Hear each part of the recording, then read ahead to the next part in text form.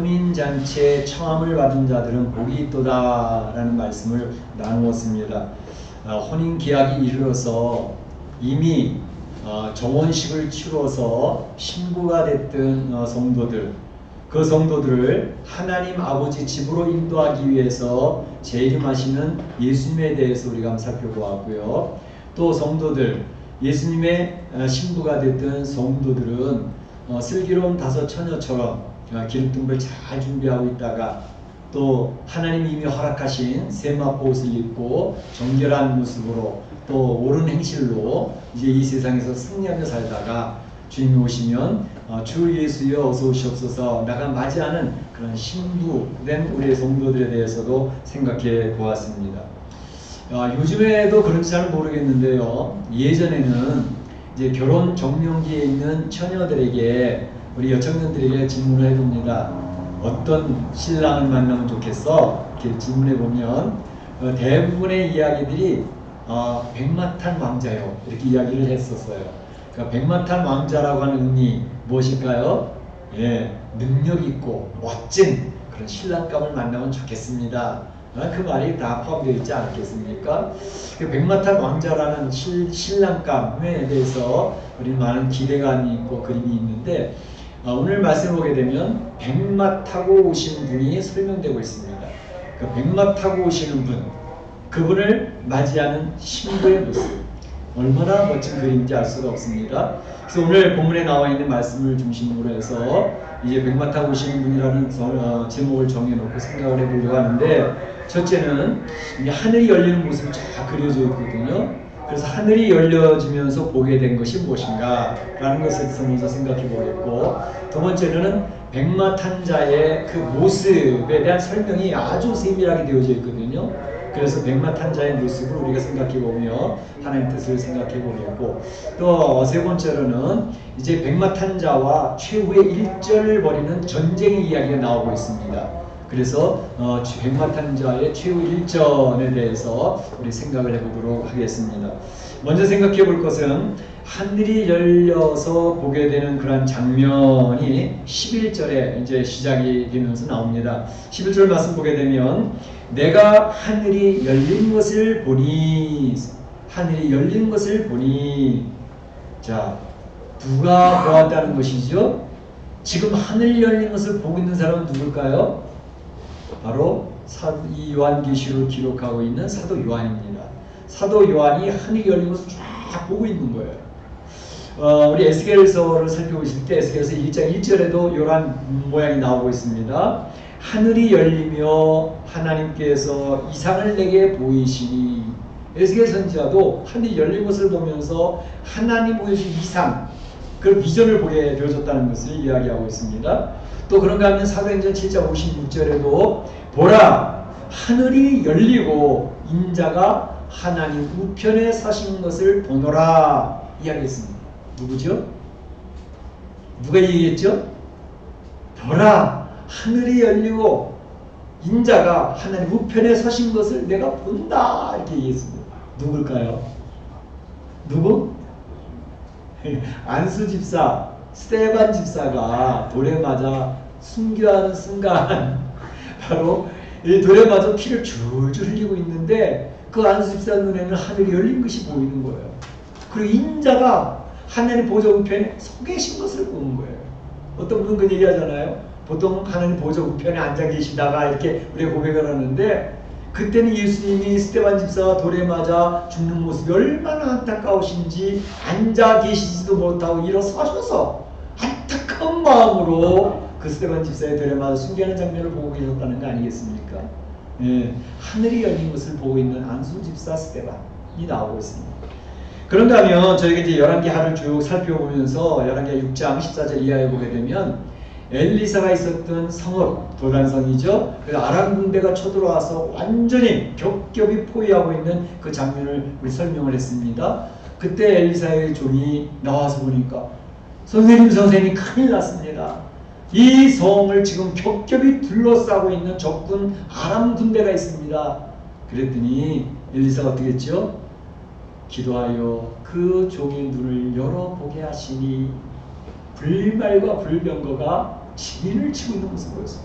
와, 하나님의 천군 천사의 군대, 그 군대가 아람 군대와는 비교도 되지 않을 정도로 쫙 진을 치고 있는 모습을 보면서 하나님이 우리와 함께 계시다는 것을 알게 되어졌다는 거 아니겠습니까? 이 영적인 눈이 열리면 하늘의 문이 열리는 것을 보게 됩니다. 그래서 하나님이 놀라우신 역사, 신기한 역사를 경험하게 되는 거죠. 그런데 영적인 눈이 닫혀 있으면 하나님께서 오셔서 계속 역사를 하고 두드리고 이제 발길로 걷어차도 하나님 역사를 전혀 알 수 못해요. 하나님 앞에 눈이 안 열려 있는 거예요. 세상살이에 너무 지치고 너무 힘들어서 세상 일에 집중하다 보니까 하나님의 음성도 안 들려요. 하나님이 지금 와서 터치하고 계시는데도 몰라요. 왜? 영적인 눈이 닫혀 있으니까. 영적 이가 닫혀 있으면 주의 음성이 옆에서 큰 소리로 말씀하셔도 안 들리는 거예요. 그런데 영적 귀가 열려 있고 영적인 눈이 열려 있으면 하나님이 오셔서 세밀하게 역사하는 게 막 느껴진다고. 센시티브하게 아주 세밀하게 느껴진단 말이에요. 예수님께서도 마태복음 13장 14절에서 말씀하시기를 이사야 말씀을 인용하여 이야기하셨는데 너희가 듣기는 들어도 깨닫지 못하며 보기는 보아도 알지 못하리라 이렇게 이야기를 하고 있어요. 예수님도. 그래서 귀 있는 자는 들을지어다 이렇게 이야기를 하시는 것을 볼 수가 있습니다. 우리가 성경을 읽어도 또 똑같은 시간에 똑같은 설교를 듣고 있는데도 어떤 성도들에게는 그 말씀이 잘 박힌 모처럼 탁탁 박혀 자리 잡는 그러한 은혜가 있습니다. 그런가 하면 어떤 분에게는 한 길에도 큰 길에 흘러가는 그러한 일들이 있게 되는 것입니다. 무슨 차이예요? 영적인 눈이 열렸느냐, 영적인 귀가 열렸느냐 안 그러냐 그 차이입니다. 그러니까 영적으로 눈이 열리고 영적으로 귀가 열리는 성도가 되기를 축원합니다. 어떤 성도가 영적인 귀가 열리고 영적인 눈이 열릴까요? 성령 충만한 성도가 되면 영적인 눈이 열리고 영적인 귀가 열립니다. 성령 충만한 비결은 제가 계속 강조하는 게요. 뭐예요? 하나님의 말씀을 읽어야 됩니다. 건성으로 읽는 게 아니라 읽으면서 심어감이 있습니다. 묵상을 한다는 거예요. 묵상을 하면서 어떻게 이 말씀 앞에 내가 바로 설까라는 자기의 적용을 하면서 읽어나갑니다. 나는 자꾸 순종하는 게 익숙하지 않아가지고요. 하나님 말씀 깨달아서도 내 고집대로 살아가는 모습이 내 안에 가득 차 있거든요. 그래서 살아왔기 때문에 그 모습대로 살아가는 그런 모습들이 우리 안에 있어요. 그렇지만 하나님 말씀대로 내 가치관도 바꾸고 내 행동도 바꾸고 내 습관을 바꾸면서 주의 말씀 살아가려고 하는 그런 싸움, 영적 싸움에서 하나님 말씀 서 있는 사람 달라지죠. 또 한 가지는 그렇게 다짐하고 결단해봐도 안 되거든요. 그런 관성이 내 몸에 배어져 있기 때문에 내가 살아오던 방식대로 살아간다. 세상의 생각은 내 가치관대로 살아간다. 내 습관이 그걸 밀어가고 있다. 그걸 이겨내기 위해서 필요한 것이 기도입니다. 하나님 앞에 엎드려서 겸허하게 엎드려 있으면 주의 능력이 입혀집니다. 그래서 기도가 하나님의 능력을 입는 도구예요. 성도들이 이 기도를 하지 않으면 깨달아도 하나님 뜻 살 수가 없어요. 내 생각대로 내 관성대로 살아가지. 되나요? 안 되지. 계속 패배감만 느끼며 살아가고 죄책감만 느끼며 살아가는 게 비참한 성도의 생활을 살아가는 거죠. 근데 기도를 하면 내 능력, 내 경험, 나의 결단이 아니라 하나님 주시는 능력이 더 입혀져가지고 이걸 이겨내는 것을 경험하기 시작해요. 한 번 이겨내고 두 번, 세 번 내고 이겨내면 자기가 자기 자신이 너무 기특한 거예요. 아, 내가 옛날에 계속 패배했는데 하나님 주신 능력을 더듬으니까 내가 승리하고 있네. 그걸 경험하게 되는 거죠. 그래서 바로 말씀과 기도를 통해서 하나님 앞에 집중이 되어지면 성령이 충만해지는 그런 삶을, 승리의 삶을 맛보기 시작하는 거죠. 너무너무 재밌거든요. 그러니까 이런 성령이 충만한 사람, 건강한 성도의 모습은요, 우리가 뭐 그냥 거창하게 성령 충만해서 건강한 신앙을 살아야지 그런 개념, 추상적인 내용으로만 기록할 게 아니고 사실은 우리의 성도의 삶에 아주 세밀한 부분, 구체적인 내용들에서 내 영적으로 건강한가 건강하지 않은가 하는 것들이 경험되어지고 체크될 때가 많아요. 이를테면 참으로 저희는 감사하게 이번 이렇게 코로나 기간을 통해서 그래도 예배를 스킵하지 않고 중지하지 않고 계속 유지할 수 얼마나 감사해요. 하나님의 은혜입니다. 하나님이 도와주신 거예요. 뿐만 아니라 그래도 또 이제 우리 유튜브로 예배 드리다가 좀 더 발전되어서 이제 줌으로 예배를 드려서 줌으로 들어와서 예배 드리는 분이 얼마나 많이 있는지 몰라요. 또 유튜브로 예배 드리는 성도들이 많이 있어서 참 좋아요. 근데 참 줌으로 예배 드리는 분들 중에 어떤 집사님이 그런 간증을 하시더라고요. 줌으로 예배를 드릴 때에 이제 앞에 이게 좀 TV에 있는데 어떤 분들은 얼굴을 내고 이게 예배드리고 어떤 분들은 이름만 올려놓고 예배드리고 이제 그런 게 있거든요. 자기도 이제 이름만 올려놓고 예배를 드리다가 그런 생각이 들더라는 거예요. 야, 이거 내 얼굴이 성도들에게 비춰지는 것과 안 비춰지고 그냥 이름만 있는 것으로 예배드리는 것과는 상당히 차이가 있구나 하는 것을 자기가 느끼기 시작했대요. 다시 말하면 그냥 이름만 올려놓고 그냥 그림이나 하나 올려놓고 이렇게 예배를 드리다 보니까 자기가 교회 갈 때는 옷도 갈아입고 화장도 하고 그러고 교회를 갔는데 이름 가려놓고 하니까 집에서 입도 그대로 입고 있고 뭐 얼굴에 로션도 안 바르고 그리고 또 중간에 부엌도 왔다 갔다 하고 그러다 보니까 이게 예배를 드리는 거지. 그래서 자기가 결단하기를 내 얼굴을 내놓고 드려야지. 그리고 나서 이제 오픈을 시켜놓고 교회 가듯이 옷도 다시 단정하게 갈아입고 이제 화장도 하고 그리고 예배를 드리니까 예배에 집중이 되더라는 거예요. 자세거든요. 자세. 그래서 그 모습을 보다 그렇다. 그러니까 그런 예배를 드리는 모습 속에서 벌써 영적인 자기의 건강이 체크가 되고 있는 것을 자기 스스로가 점검을 하는 거예요. 우리 예배를 드릴 때도 이제 주일날 예배 드릴 때도 일찍 오시는 분들이 계세요. 일찍 오셔서 딱 보면 주보가 있으니까 주보 딱 본문을 보고 본문 오늘 어디까지다 그걸 쫙 읽으셔요. 쫙 읽으시고 또 기도하면서 하나님 이 말씀 속에서 하나님이 나에게 보여주시는 은혜를 경험케 해주세요. 저를 불쌍히 여겨주시고 주의 능력을 더럽혀주세요. 예배를 마음으로 준비하고 말씀으로 준비하고 그 말씀을 들을 때 말씀을 사모하는 가운데 예배에 참여하고 있으니까 그 말씀 하나하나가 막 잘 박힌 것처럼 콱콱콱 가서 자리에 잡히는 거예요. 그러니까 그냥 한 귀로 듣고 한 귀로 흘리는 거하고는 완전히 틀린 거죠. 오늘 예배를 못 드리면 목사님 말씀은 맨날 거기서 거기고 맨날 듣던 말씀 비슷한 말씀이다. 다음 주에 들으면 되지. 그러고 넘어가는 게 아니에요. 그러니까 그런 경우는 하나님의 말, 오늘 가서 하나님이 나에게 주시는 말씀은 무엇일까? 기대감을 가지고 나오니까 다른 거예요. 그런데 그냥 요즘 코로나도 있고 그러니까 그냥 코로나 풀리면 재선에 와서 예배 드릴 때 같이 드리지. 그리고 1년 동안 한 번도 안 들어오는 사람도 있을 수도 있거든요. 저는 그런 분들이 굉장히 걱정이 되는 거예요. 목사로서의 가장 걱정되는 부분은 1년 내내 볼 수 없었던 사람들. 하나님, 그 영적인 상태는 안 봐도 거의 짐작할 수 있거든요. 하나님의 말씀 앞에 마음을 기울이지 않는데 영적으로 건강할 수 있을까요? 예배를 중요시 여기지 않는데 그가 건강할 수 있을까요? 목사의 마음이 그럴 때 어떤 경우는 목사의 마음을 감동시키는 성도들이 있어요. 어떤 부분은 목사에게 막 걱정이 되는 성도들이 있어요.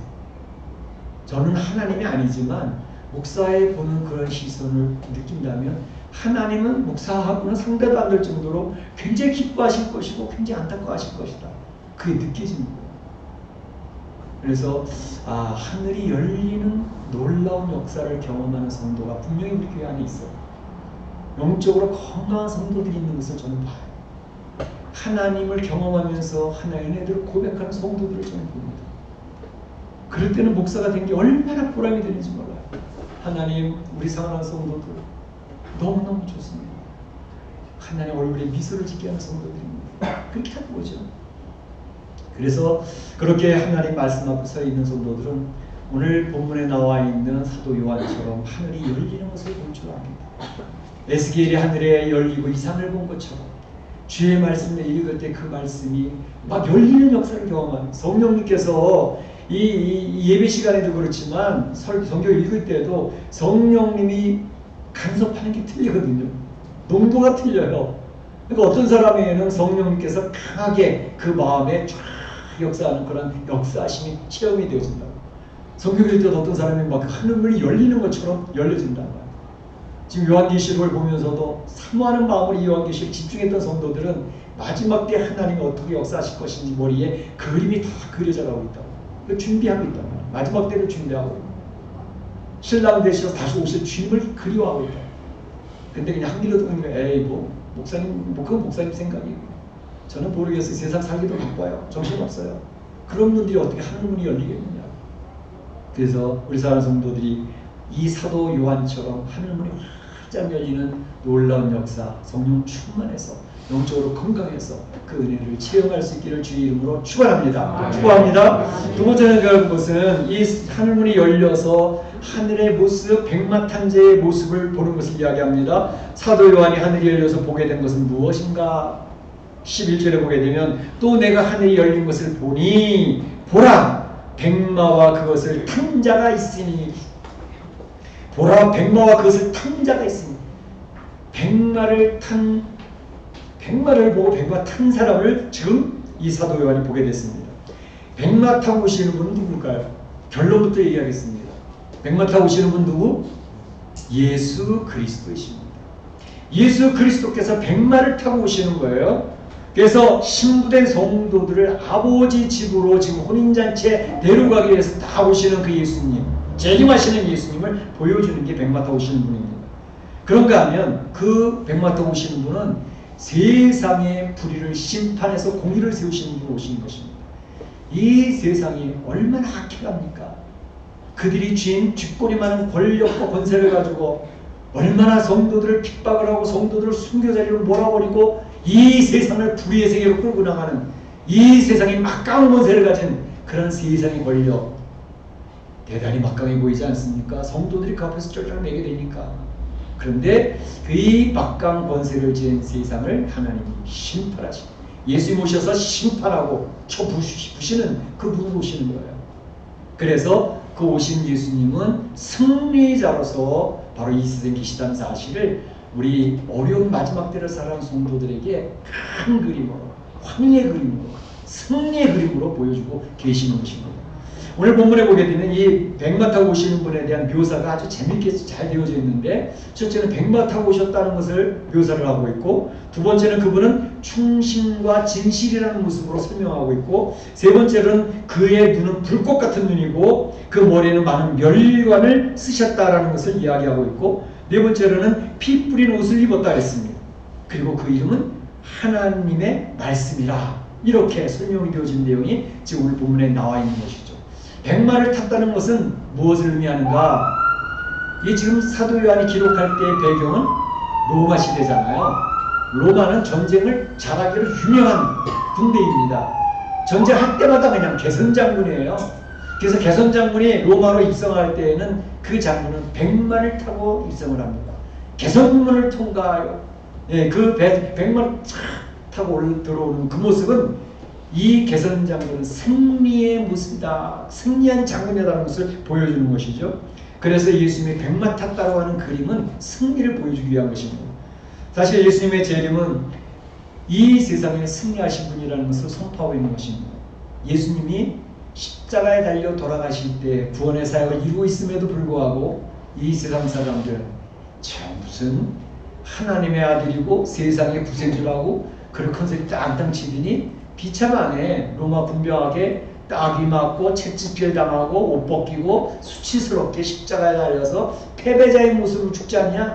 강도들처럼 그것과 같은 부류의 사람 아니냐라고 해서 예수 그리스도의 십자가의 죽으심을 비하시키는, 그리고 깔고는 너는 패배자야, You are loser, 당신은 이제 이 세상에서 진 사람이야 라는 것을 선언하는 것이 십자가 사건 아닙니까?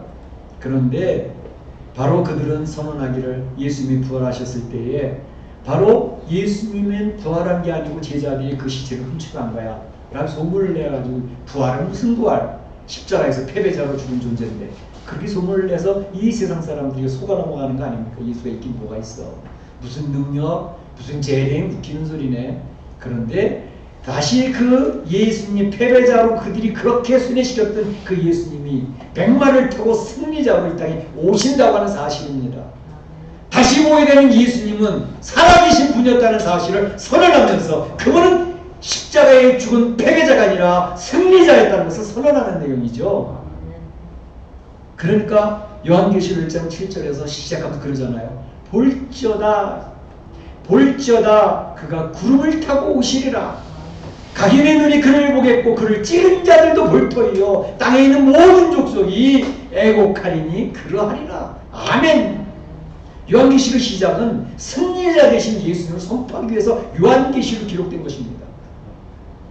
성도들의 겁주고 두려워하고 그래서 우리 성도들을 기가 죽게 하려고 기록한 것이 요한계시록이 아니고, 성도들이요 로마 시대에 힘들고 어렵지만 마지막 시대 성도들이 핍박을 당하고 죽음을 당하고 어려움을 당하고 교회가 무너지는 그런 현상들을 보겠지만 힘내.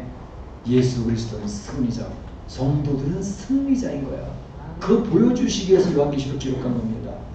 그 요한계시록 설명하면서 성도들 겁주면 그거 다 이단입니다. 성도들 힘내라고 주시는 것이 요한계시록입니다. 예수님이 승리자로 오신다는 사실을 기억하고 있을 뿐만 아니라 충신과 진실이라고 하는 것을 설명하고 있습니다. 충신, 피스토스라고 하는 단어에서 나왔습니다. 곧 그분은 충성스러운 분이라는 뜻이고 신실하신 분이라는 것이 그 피스토스라는 단어에 들어가 있는 것이에요. 그건 뭐냐면 바로 이 예수 그리스도는 성부 되신 하나님 앞에 신실하신 분으로 십자가 지는 것이 고난에 이르고 십자가 어려운 길이었지만 그걸 충성스럽게 신실하게 수행하신 분이었다는 것을 선언하는 것이 충신이라는 단어가 나와 있습니다. 진실이라는 단어는 알레디노스라고 하는 헬라어로 되어져 있는데 그것은 뭐냐면 진리를 가져오신 분이라고 기록되어 있습니다. 진리를 가져오신 분.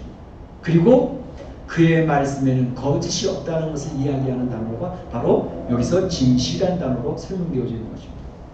거짓 선지자들, 거짓 영이 지금 얼마나 세상을 혼동스럽게 만들고 있습니까? 우리가 상식적으로 알고 있던 모든 가치관을 지금 다 뒤집어 엎고 있지 않습니까? 그게 거짓영의 역사예요. 거짓영. 평등이라는 것을 이야기하면서 동성연애를 허락해야 된다라고 지금 전 세계를 뒤집어 엎고 있잖아요. 페미니스트 사상도 다 거기서 출발하는 것이죠. 뿐만 아니라 이 세상의 모든 사람들은 이 미국 같은 경우에는 죄책감을 가지고 살아라. 백인들은 다 죄책감을 가지고 살아. 옛날 사람들 많이 학대했으니까. 유럽의 모든 이 선진국이라는 나라들은 다 죄책감을 가지고 살아. 그래서 인간 이제 평등을 무너뜨렸던 그 사람들 죄책감을 가지고 살아라. 얘기하는 그런 역사 말살의 그런 가치관을 가지고 지금 가르치는 거 아닙니까? 바로 좌파의 포스트 모더니즘 사상이 다 그것입니다. 그러니까 이거는 개인을 무너뜨리고 가정을 무너뜨리고 국가를 무너뜨리는 그 초점에 맞춰져 있어요.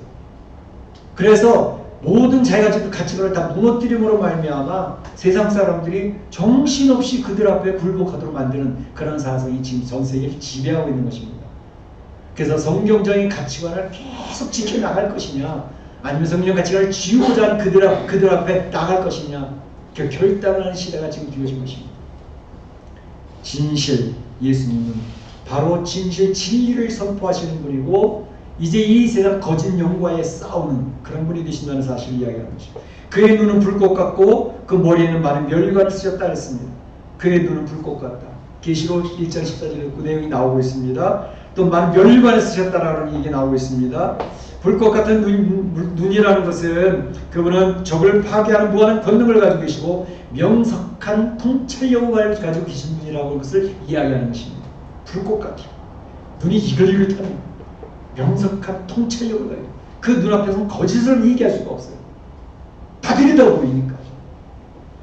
멸관을 쓰셨다는 것은 바로 승리자라고 하는 것입니다. 통치자라고 하는 것입니다. 16절에 나와 있는 만왕의 왕이여 만주의 주라 라는 것을 선언하는 것이 예수님은 멸관을 쓰신 분이고 통치자로서 이 땅에 오신다는 것을 이야기하는 것입니다.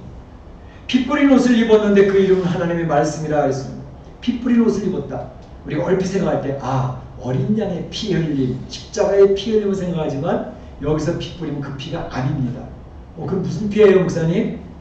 여기서 피 뿌림이라고 하는 것은 성도들을 핍박했던 악한 자들, 하나님 나라에 도전했고 저항하던 그 악한 자들, 그 악한 자들이 죽으면서 피가 튀겨가지고 그 피가 옷에 튀겼다는 것을 이야기한 그 핏부림입니다. 로마의 계산장에 들어올 때 그 계산장군은 깨끗한 옷을 입고 있지 않아요. 전쟁하느라 온 그 옷에 피가 뿌려져 있단 말이에요. 그 이야기하는 핏부림입니다. 이사야서 63장 3절에 보면 이렇게 얘기되어 있습니다. 내가 홀로 포도즙 틀을 밟으리니 분노로 짓밟았으므로 그들의 선혈이 피가 나의 옷에 튀어 내 의복을 다 더럽혔습니다. 메시아가 진노의 포도즙 틀을 밟음으로 말미암아 그것은 진노의 포도즙 틀에 적군을 막 짓밟아서 바로 그 피가 튀김으로 말미암아 그 거룩하신 예수 옷에 피가 튀겨져 있다는 것을 이야기하는데요. 요한계시록 똑같이 이야기하고 있잖아요. 피 뿌린 옷을 입으셨단 말이에요. 그리고 그 이름은 하나님의 말씀이라 그랬습니다. 하나님의 말씀, 이 요한이 기록했던 책을 요한복음이나 요한일서나 요한계시록이나 요한이 기록했던 책들 중에서는 예수 그리스도를 설명하는데 하나님의 말씀이라고 하는 개념을 가지고 설명을 많이 하죠. 요한복음 1장 1절에 우리 잘 알고 있죠. 태초에 말씀이 계시니라 그 말씀이 하나님과 함께 계셨으니 그 말씀은 하나님이시라. 요한복음 1장 14절에 뭐라 했습니까? 말씀이 육신이 되어 하나님 앞에서 나타났다. 그 성육신하신 예수를 이야기하고 있잖아요. 그러니까 바로 요한은 예수 그리스도 오신 그분은 하나님의 말씀이셨다. 말씀을 역사하시다. 지금도 우리 성경 말씀을 통해서 이 설교 말씀을 통해서 하나님의 귀한 선포하는 말씀을 통해서 예수 그리스도께서 임재하고 계시는 것을 우리는 경험하게 되는 것입니다. 그래서 예수님의 이 초림과 재림의 차이점, 이제 지금은 재림에 대한 내용을 쭉 이왕 설명하고 있는데 예수님의 초림과 재림의 공통점은 성경이 예언한 대로 이루어져 가고 있다는 그런 공통점이 있습니다. 다른 점은, 차이점은 예수님의 초림 때는 모든 사람들이 접근하기 쉽게 아기의 모습으로 예수님이 설명되고 있습니다. 연약한 모습으로 예수님이 설명되고 있습니다. 보잘것이 없고 볼품이 없는 모습, 예수님 초림의 모습입니다. 그런데 예수님의 재림의 모습은 전혀 달라졌습니다. 어떻게 해요? 더 이상은 초라한 모습이 아니고 이 세상 강력한 세상을 심판하고 짓밟으시는 심판주의 모습입니다. 정복자의 모습입니다. 승리자의 모습으로 예수님이 재림하고 계시다는 사실을 이야기해주고 있다는 것입니다. 그래서 사도 요한이 본 백마탄 자의 모습은 영광스러운 승리자의 모습을 오늘 본문에서 묘사하고 있습니다. 백마를 타셨다. 면류관을 쓰셨다. 피 묻은 옷을 입으셨다. 그 예수님의 재림의 모습은 승리자 정복자의 모습이었습니다. 이 그림을 머리에 잘 그리고 계신 분은 마지막 때 내가 힘들고 어려워도 승리하신 예수님 뒤를 따라 우리가 승리가 될 것을 기억하기 때문에 그 어려운 때를 이겨내게 될 줄로 믿습니다. 이 그림을 잘 그리고 계시기 바랍니다. 마지막으로 한 가지는 백마탄자의 치유의 일전입니다. 백마탄자가 이제 마지막에 일전, 큰 전쟁을 벌이게 되는데 이 마지막 전쟁, 아마겟돈 전쟁입니다. 아마겟돈 전쟁의 주체와 상대를 설명하고 있죠. 주체는 누굽니까? 백마탄자입니다. 예수 그리스도입니다. 그리고 하늘에 있는 군대입니다. 오늘 하늘에 있는 군대를 설명하기를 깨끗한 세마포 옷을 입고 백마 타고 그를 따르더라 이렇게 얘기하고 있습니다. 깨끗한 세마포 옷을 입고 백마 타고 예수님 백마 탄 자를 따르는 그 군대, 하늘의 군대는 하늘의 천군 천사와 세마포 옷을 입은 성도들의 무리를 얘기합니다. 그들이 이제 싸움을 하는데 그 싸움의 상대는 누굴까? 오늘 본문에 보게 되면 짐승, 거짓 선지자, 거짓 영, 그리고 땅의 임금들, 그리고 그의 군대들이라고 이야기하고 있는 것을 볼 수가 있습니다. 이 두 사이에서 대단히 마지막에 전쟁을 치르게 됩니다. 그런데 백마탄자가 전쟁을 수행하는데 사용하는 세 가지 방법을 먼저 설명하고 있습니다. 보게 되면 입에서 나오는 예리한 검으로 만국을 치실 것이다. 예리한 검을 가지신 백마탄자. 두 번째로는 철장으로 그들을 다스릴 것이다. 시편 2편 9절에 이렇게 있습니다. 철장으로 그들을 깨뜨리며 질그릇같이 부수리라. 철장을 가지고 깨뜨리는데 질그릇을 바닥 깨뜨리듯이 깨뜨려 버릴 것이다 라고 이야기하고 있습니다. 세 번째로는 맹렬한 진노의 포도주 틀을 밟으실 것이다. 제가 설명해 드린 이사야서 63장 3절에 있는 말씀처럼 진노의 포도즙 틀을 자근자근 밟보는데 그게 막 튀어가지고 그들의 선혈이 이제 나의 옷에 묻어서 나를 내 옷을 더럽혔다. 이렇게 이야기하는 거죠. 이 세 가지의 방법으로 전쟁을 수행하실 것인데 이것은 대적들을 완전하고 확실하게 처리할 것이라는 것을 설명하고 있는 내용입니다. 17절에 보게 되면 한 천사의 전쟁 선포와 예언이 나옵니다. 천사가 태양에 서 있는 천사가 와서 그 전쟁에 대한 선포를 하면서 예언을 합니다. 뭐라고요? 하나님의 큰 잔치가 벌어진다 라고 했어요. 큰 잔치가 벌어진다. 우린 이미 앞에서 어린 양의 혼인잔치에 대해 설명을 들었죠? 어린 양의 혼인잔치와는 다른 겁니다. 질적으로 다른 겁니다. 어린 양의 혼인잔치는 신랑과 신부가 만나 기쁨과 즐거움이 넘치는 가무가 있는 그러한 잔치인데 오늘 본문에 나와 있는 하늘에 큰 잔치가 벌어진다 얘기했는데 그것은 바로 대적들이 이제는 잔치의 음식들이 되어서 죽음을 당하는 극히 슬프고 탄식하는 그런 잔치가 벌어진다는 것을 이야기하고 있습니다. 극히 대조적으로 잔치를 비교하고 있습니다. 모든 새들을 불러서 큰 잔치에 와라. 너희 먹을 것이 풍성할 거야 라고 이야기를 합니다. 큰 잔치에 와라. 너희 먹을 것이 풍성할 것이다. 먹을 것은 뭔 줄 알아? 먹을 것은 왕들의 살, 장군들의 살, 세상 대적자들. 여기 보게 되면 이거 땅의 짐승과 땅의 임금들, 그 말탄 자와 그를 따르는 자들, 그래서 이제 자연인들이나 종들이나 작은 자나 큰 자나 모든 자의 살을 너희가 먹게 될 것이다. 이건 다 짐승과 거짓 형편에 섰던 그들의 몸이 이제 짐승들 모든 새의 먹잇감이 될 것이라는 것을 이야기하고 있습니다. 전쟁의 결과부터 이야기를 합니다. 전쟁의 결과는 어떻게 됐나? 짐승을 잡아왔습니다. 여기 있는 짐승에 대해서는 제가 13장에서 자세하게 설명을 드렸습니다. 13장 먼저 나왔던 짐승은 어떤 짐승이죠? 바다에서 올라왔던 짐승. 후반부에 나왔던 짐승은 어떤 짐승? 땅에서 올라온 짐승. 이 두 짐승의 차이점을 요한계시록에서 확실하게 보여주는데 이 바다에서 올라온 짐승은 적그리스도의 세력을 이야기합니다. 그래서 죽었는데도 또다시 살아나는 예수 그리스도를 흉내내고 있는 모습을 볼 수가 있고, 그리고 이 땅에서 오른 짐승은 거짓 영의 역사이기 때문에 적그리스도에게 숭배하고 적그리스도를 다시 세우게 하고 생기를 불어넣으며, 그리고 그는 특별히 짐승의 표를 가지고 이제 그 많은 사람들을 미혹을 하는 거죠. 너 적그리스도한테 절하면 내가 이 짐승의 표를 줄 거야. 666의 표를 갖다 주는 거예요.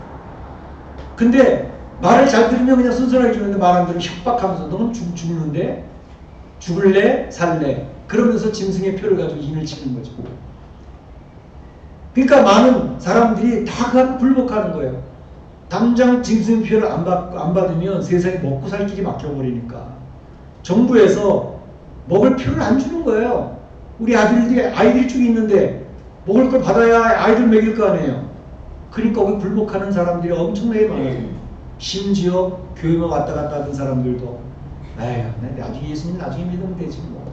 당장 먹고 사는 게 급하지. 그래 짐승의 표를 받는 거예요. 그러니까 짐승의 표를 받는 사람들은 이미 그 마음속에 하나님과의 관계가 거의 연결이 안 되어 있는 상태이기 때문에 지금 순교하고 내가 죽는 것보다 나중에 예수 믿으면 되니까 그걸 적당히 타협을 하는 거예요. 세상 권세가 너무 무서우니까. 그리고 현실적인 문제니까. 내가 죽느냐 사느냐, 우리 가정이 버티느냐 못 버티느냐 문제이기 때문에 다 거기서 불복하고 넘어가는 거죠. 하나님보다 내가 먼저 살아야지. 내가 산 다음에 하나님도 있는 거지. 그렇게 하니까. 그런데 하나님 앞에 구별되어진 죽기까지 순종하는 죄의 백성들은 끝까지 남자가 되는 겁니다. 내가 굶어 죽더라도 나의 아이들과 같이 엉켜서 죽더라도 나는 그 짐승의 미혹과 협박에 불복할 수 없어. 그러니까 나는 죽을 거야. 매 맞아 죽든지 돌에 맞아 죽든지 나의 아이들이 내 앞에 죽는 모습을 보면 처참한 일을 당하더라도 나는 짐승의 표를 받을 수가 없어. 끝까지 지키니까 그들이 남자가 되는 것입니다. 그들이 하나님 말씀을 붙들고 있는 것이고 그들이 하나님 앞에 엎드려 기도하고 있는 것이고 그들이 예배 자리를 지키는 것입니다. 이 마지막 때의 현상은 분명해요. 대충이 없어요. 그러니까 하나님의 사람이냐 세상 사람이냐가 확실히 갈라지는 때예요. 알곡과 갈라지면 확실히 갈라지는 때란 말이죠. 그러니까 우리 정신을 바짝 차려야 되는 거예요. 그러니까 이 짐승 적그리스도와 거짓령, 땅에서 올라온 거짓령의 역사, 그 둘을 딱 묶어요. 묶어서 산채로 유황에 불 붙는 곳에 던져버리는 거예요. 유황불에 던져버린다고. 그래서 적그리스도의 세력과 거짓령의 세력, 세상을 자기 손아래 쥐고 우지자자하려고 했던 이 세상 권세가 완전히 무너지는. 그래서 이미 바벨론이 무너지는 것도 봤지만 그 바벨론을 주장하고 있던 핵심적인 그룹 진적그리스도와 이 거짓령의 역사, 거짓령이 그것이 완전히 유황불 무대 던져져서 이제 정리가 되어져 가는 것입니다. 나머지 그를 따르던 자들 어떻게 됐는가? 나머지 따르던 자들은 백마탄 자의 입에서 나온 검으로 모두 처리가 되어진다. 먹을 게 풍성해진다. 공중의 모든 새야 와서 먹어라. 너희들 먹을 게 너무너무 많아. 제가 요즘에 한 5분짜리 이렇게 짧은 동영상들이 이제 유튜브에 나오는 거 보는데, 이 대평야에서 짐승들이 서로 잡고 먹기만 그러는데 보면서 많은 생각을 하면서 보고 있습니다. 그런데 보니까 독수리가 맹금류라는 것을 이제 처음 알았어요. 독수리가 그렇게 대단한 존재구나. 독수리가 날아가면서 그 바닷가에 호수에 있는 물고기, 큰 물고기 탁 채워가지고 올라가는. 와. 그런데 이 땅에서 얼마나 빨리 달리는 그런 짐승들이 있는데 독수리가 날아가면서 그걸 탁 채워가지고 가더라고요. 큰 높은 데서 떨어뜨려 죽여가지고 그걸 끌고 가가지고 모든 새들이 모여서 잔치를 벌이더라고요. 그걸 뜯어먹는 잔치. 저는 오늘 이 말씀 보면서 이거 현실이 그리 될 수 있겠구나. 모든 새들을 초청해가지고 이 큰 잔치에서 너희 먹을 게 풍성하게 실컷 먹어. 이렇게 천사가 모든 새들을 초청하고 있는 마지막 대전쟁, 아모겟돈의 전쟁. 요한계시록에서 6번째 나팔 불 때 아마겟돈에 모이는 이 적대 세력을 얘기하고 있지 않습니까? 그 예언이 예수님의 재림하시 백마탄 모습으로 오셔가지고 대대적인 전쟁이 이 세상에서 끝날이 이루어질 것을 얘기하고 있습니다. 하늘이 열려서 사도 보안이 보았던 마지막 때 심판의 그림을 잘 기억하고 계시기 바랍니다. 사랑하는 성도 여러분, 오늘 우리의 계시의 말씀 요한계시록 보면서 영적인 눈이 열리기를 원합니다. 마지막 때에 대한 그림이 잘 그려지기를 바랍니다.